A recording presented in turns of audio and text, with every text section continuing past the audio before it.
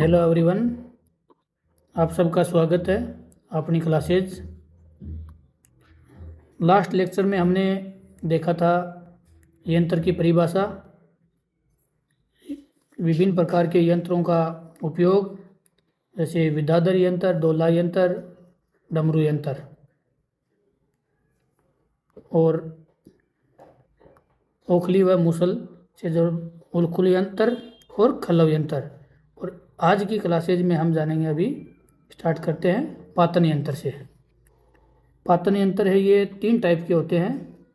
एक है ऊर्ध्व पातन यंत्र, एक है अधः पातन यंत्र और तीसरा है तिर्यक पातन यंत्र।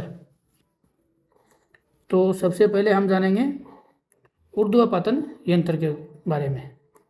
इसके अंदर क्या होता है कि एक ऊपर वाली हांडी, वो बड़ी हांडी की तली जिसकी 16 अंगुल डायमीटर है, जैसे इसमें डायग्राम में आप देख सकते हैं। जो 16 अंगुल डायमीटर की जो ऊपर वाली हांडी है, उसके ऊपर तोयाधार रखते हैं, या मतलब बड़ी हांडी के ऊपर इसको बोलते हैं तोयाधार, जिसकी चौड़ाई 8 अंगुल रहेगी इसकी, और लंबाई है वो 10 अंगुल रहेगी, और ऊंचाई है वो 4 अंगुल रहेगी, जो आपको डायग्राम में दिख रहा है। इसके अंदर हम चूना, मंडूर चूर्ण, गुड़, भैंस दूध का मिश्रण तोयाधार के ऊपर लेप करने के लिए हम वाटर प्रूफिंग करते हैं। इससे हम इसको वाटर प्रूफिंग कर सकते हैं। इस यंत्र में भी क्या है कि मंद अग्नि का ही यूज लिया जाता है। और तोयाधार का जल गर्म होने पर बदलते रहे, ये इसमें एक नोट है।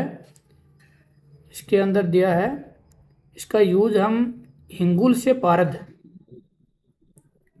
निष्कासन और पारद के अष्ट संस्कार में इसका यूज किया जाता है। तो ये हम जाना ऊर्ध्व पातन यंत्र।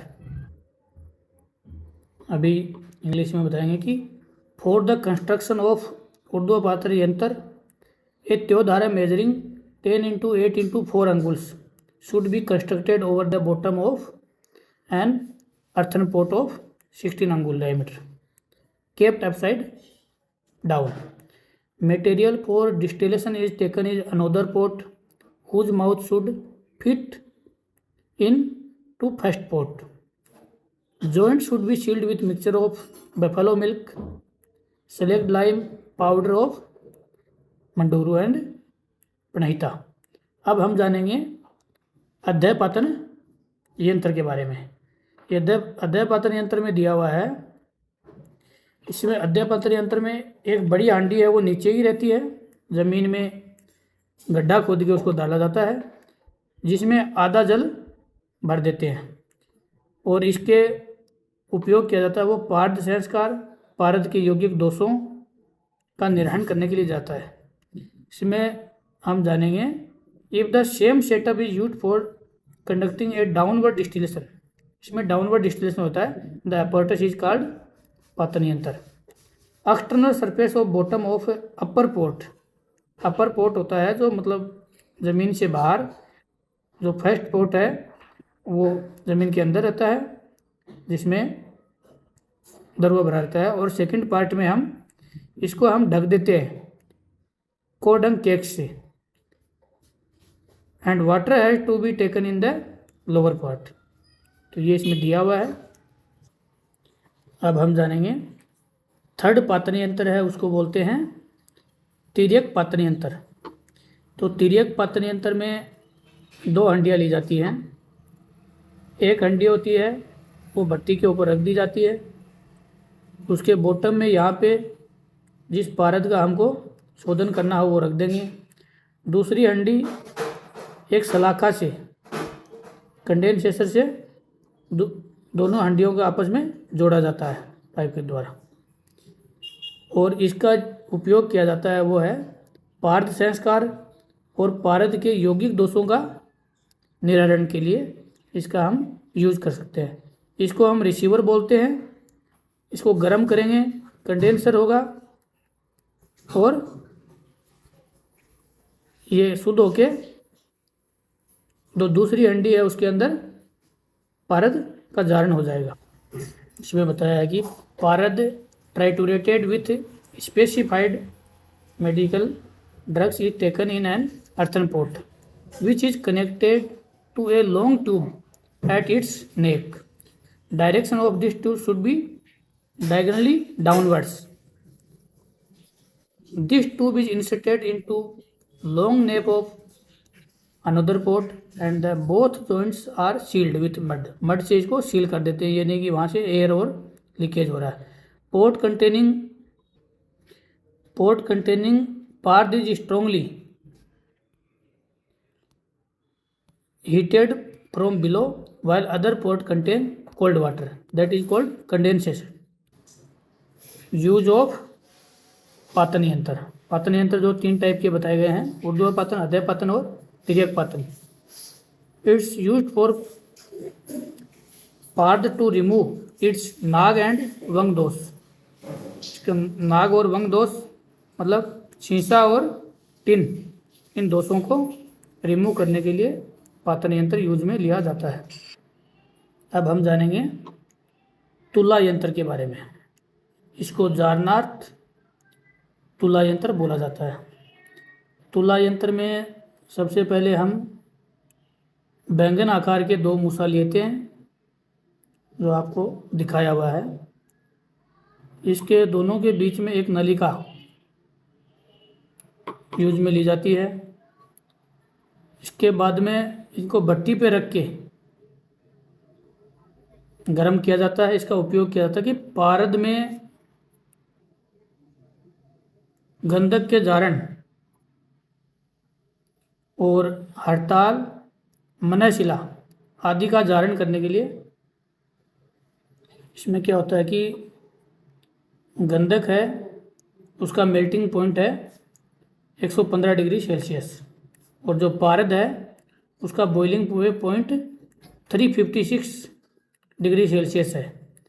इसलिए इसका यूज़ पारद में गंधक के जारण के लिए किया जाता है। तो जैसे जैसे ये गर्म होगा, पारद में गंधक का जारण होता जाएगा, क्योंकि गंधक का जो बॉइलिंग पॉइंट है, मेल्टिंग पॉइंट है, वो लो है। इसके बारे में दिया हुआ है, two even sized brinjal shaped vrintak musas are connected and sealed their neck.